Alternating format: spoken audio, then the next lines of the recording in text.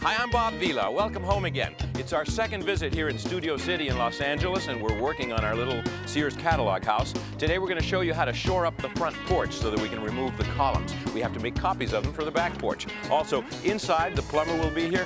The electrician's coming by. He's going to be helping us rewire the kitchen area. I've got two plasterers working on the old plaster that has to be patched. And I'm expecting the homeowners for a visit so that we can talk about their budget. Stick around. It's good to have you home again.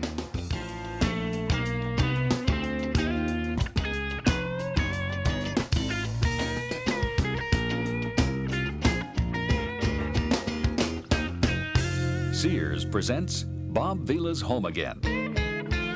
Okay, we're getting started today with Courtney Lofton, our general contractor, and we're taking the columns off the front porch.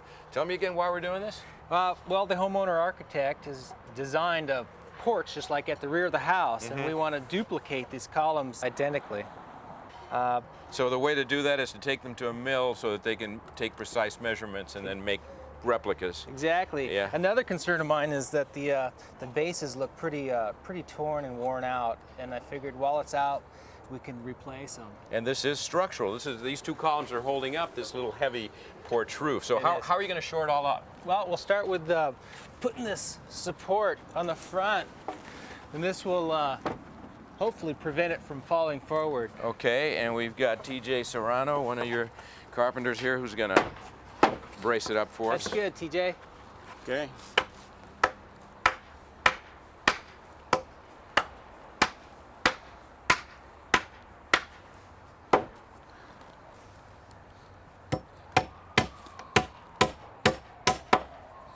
And the bird's mouth notch at this end of the 2x6 makes sure that this won't be able to move forward. Now, are we ready to try jacking the whole thing up? We sure are.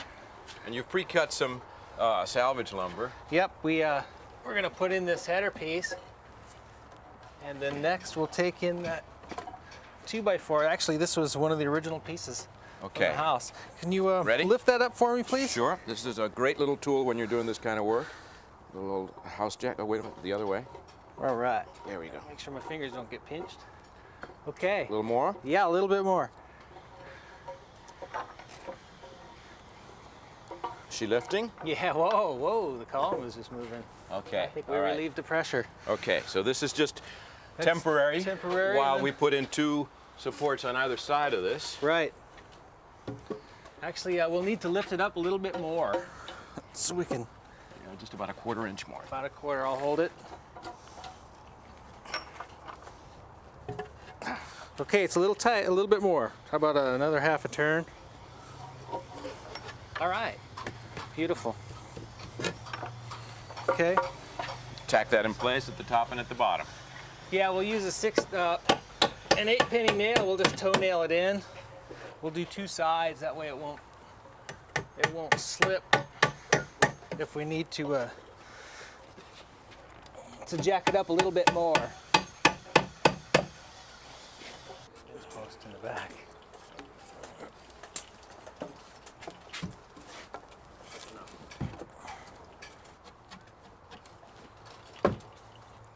Ready? Okay. This is.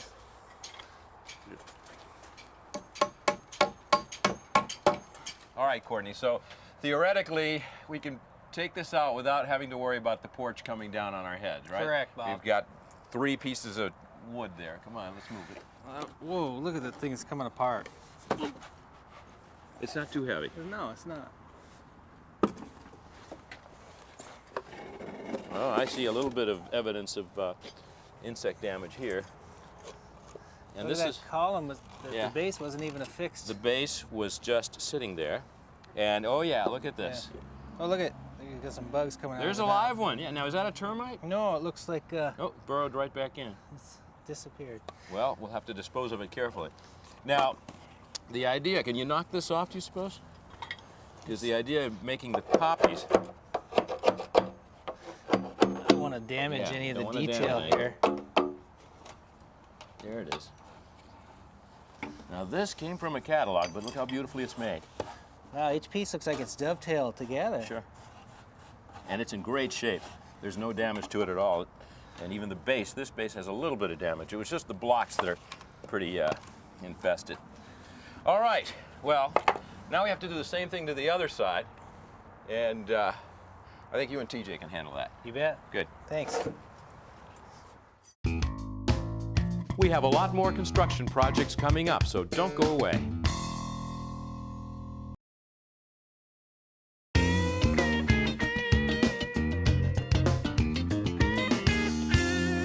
Okay, now we're going to talk a little bit about plastering because we have several different situations here. We've already got new plaster, but what we're talking about now is doing patchwork. And whenever you've got a 50, 60, 80-year-old house, you're going to find wood lath and plaster. Here it was loose enough that we've removed a fair amount of it. As you know, once the keyways break away from the spaces between the wood lath, it really starts to move on you, and sometimes you just have to remove it. And what we're doing is using metal lath over that. But let's hook up with Mike Casas, our plastering contractor, and I'm going to give you a hand. Thanks, How are thanks. ya? I could use it. I think I'll borrow some gloves and some goggles, okay? Now, here you've got three different situations, right? Originally, the ceiling line ended here, and this was attic space. So in what is essentially a gable end space, you've put up some drywall. Exactly. We're now going to put this in metal lath, the expanded wire. Let me ask you a question. Why drywall? Why not, I mean, if we have plaster here, why not just lath all the way up and plaster all the way up? Well, it's a good question. For that, you'll have to ask the builder for this. But actually, I'll tell you the truth, it goes much quicker. Yes, the drywall is very similar to plasterboard, which we use, Yeah. but we don't have the joints. Okay. And so we use this for the sheer strength that the drywall offers us, Yeah. without the staggered joints that plasterboard is familiar with. All right. And with this Then- wire, This is what they call diamond mesh, right? exactly, expanded wire. Expanded wire. And is that where you want it? That's perfect. And then you'll be stapling into place. And of course what we use are these 1-inch staples.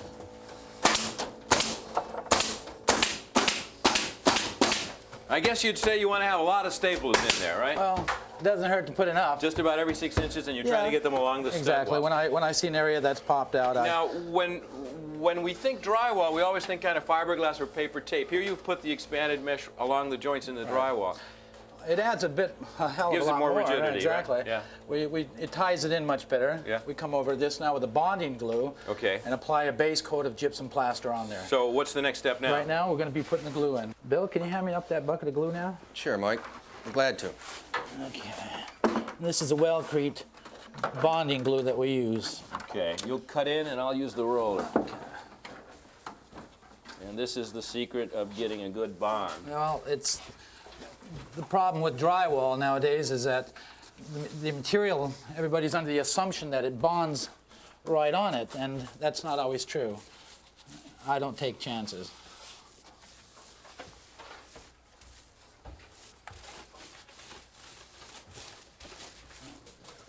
All right, now how long does this have to dry before you can actually put the brown coat on? Well, believe it or not, you can start doing it right now. With the suction that the board has, we want it to be tacky, Yeah. so our bonding, our gypsum can bond. Okay. Right now, actually. Bill, can you get that mud on the board now? Now what kind of plaster is this, Mike? This is a perlighted gypsum plaster that we use. Structolite is a trade name to it. Which makes it lightweight. Exactly. Yeah. Load some up and we'll watch you get started.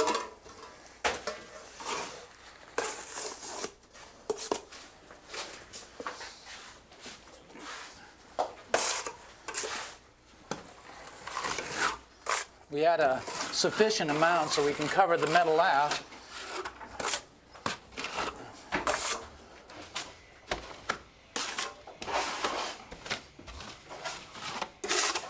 Bill.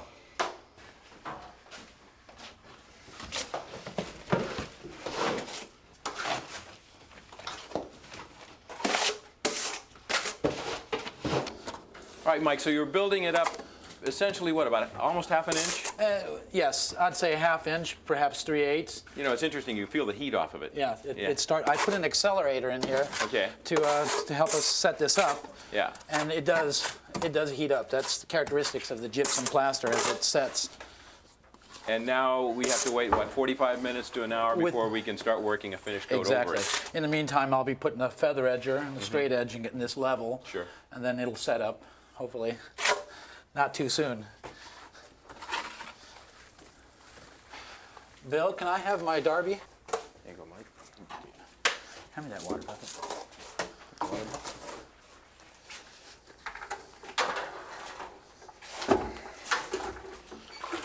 Okay, so you called this a derby.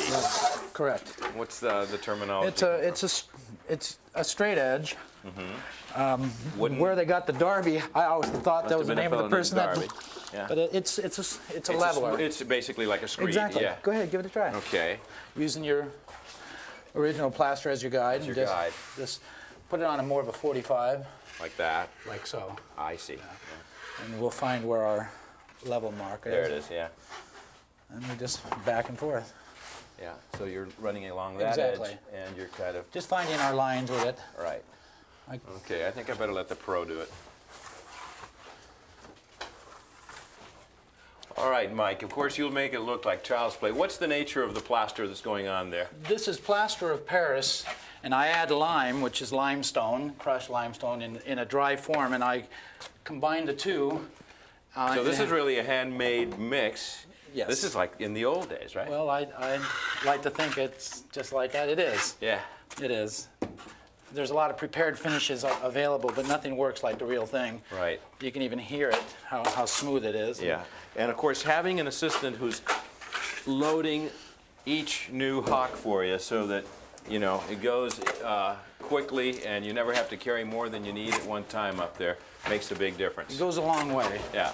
How long will this take to set up? 30 minutes in this type of environment. It's got a lot of moisture, but on a drier day, it could very well be a lot quicker. We have a retarder we can add to this to slow the setting time down. And It's going to be a beauty. Thanks, Mike. thank you. There's a lot more coming up, so stick around. We'll be right back.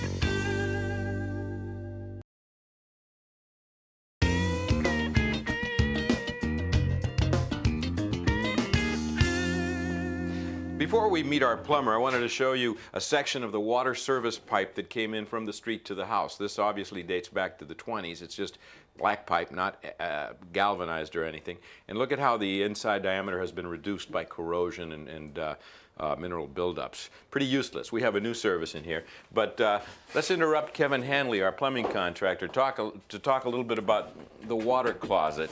Because this is really an innovative installation. We're putting in a half bath inside a clothes closet.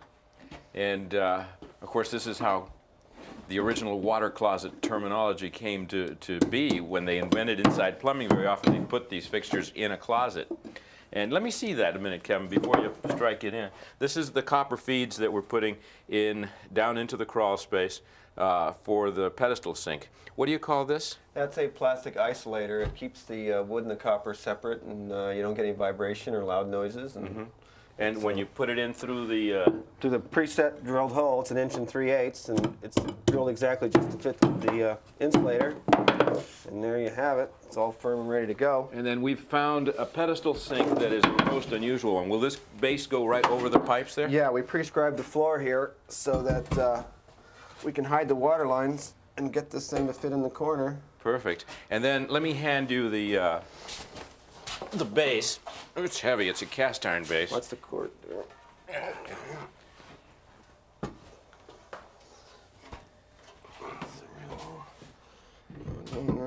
We found that at a local salvage yard here in Altadena, and that's perfect in there. Yeah, and you won't be able to see the water lines there. And Exactly. When it's all done. Okay, now on the other side of the closet, we're putting in an antique toilet, right? I'm not Right. sure if it's an antique, if they found one yet, but I think it is. And you've already got your cold water feed there. What do you call that strap? We've got a copper hold right here. This is something that they use to solder to the pipe and keeps the pipe from vibrating. Put some flux on here, and you got it all figured out, the height, and it's got preset holes. And then you get your torch and solder, and we solder it right onto the strap.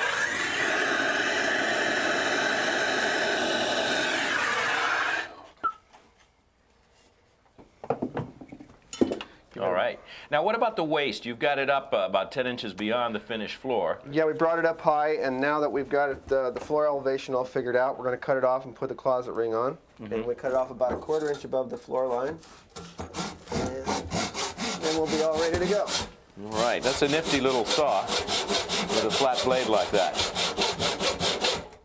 Okay, well, thanks, Kevin. We're going to go in the kitchen now and check in with the electrician. Let's say hi to Mike Bond from the Wire Nuts Electricians here in L.A. How you doing? Love that name. Let's see. Let's talk about this house, because we still have the original knob and tube wiring here, right? Right. And that refers to this kind of simple wiring system. Yeah, porcelain insulator, and that's a knob, that's a tube. and they insulated the wire with that tubing, Right. so they wouldn't pinch the wire. Exactly, and sometimes when they had to go through a stud, they'd use an insulator like this little porcelain thing. It's not the safest in the world. I see we got this is where it attached to the house and stuff. These are real interesting artifacts. But we've replaced the service, right? Correct. We have a 100 amp service outside now. What was here before? Just a 50 amp panel. Just a low 50 amp meter. panel that was probably an upgrade in the 1950s, let's say? Yes. Yeah. And the panel that you've put in now is The 100 amp the 100 service. amp, Right. which is pretty much the standard for a size of the Yes, house for the this size of this house. Okay, so now we're at the point of refeeding the entire house, and Correct. you're using vinyl clad cable. Yes. How are you fishing it all around? We're going to attach to the existing tubing wire, and we're going to be pulling that up through the attic. What you've done is basically you've hooked up to the existing wiring that was in the wall, twisted the wire around and taped it. Correct. And now, how are you getting it up to the ceiling? Well, I'm going to have my brother who works for me. Ah, you've got an assistant up in the there. attic. Yes. All right. Give it a Okay, can you yank. give that a pull and get that up there?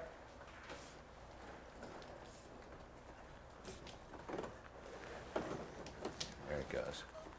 So it is a two-man job. Yes. And this Just- basically is the new feed for the kitchen lighting kitchen fixture, light. which that's not the one that'll be there. No. Tell me something. Is this something that you use often, this fiberglass stick? Yes, to feed new wires through the wall. Okay. It's very handy for doing low voltage and high voltage wiring. It's a handy tool. Thanks, Mike. We'll be back in a moment with a progress report. Stick around.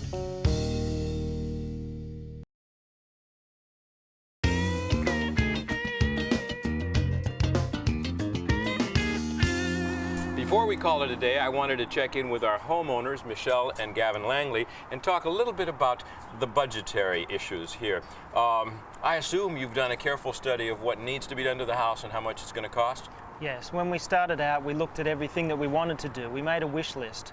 And then from there, we started to talk to contractors about how much that wish list would cost. That's the way to do it, yeah.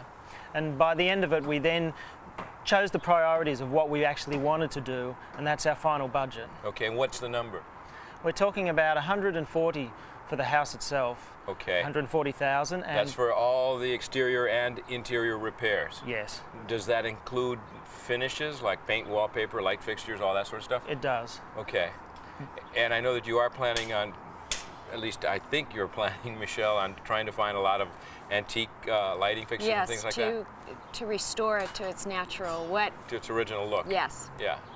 Now, what are some of the extras? Is the swimming pool one of the extras? Yes, we've treated the swimming pool as an addition to the house, like you would have a car. An It's indulgence, yeah. Indulgence.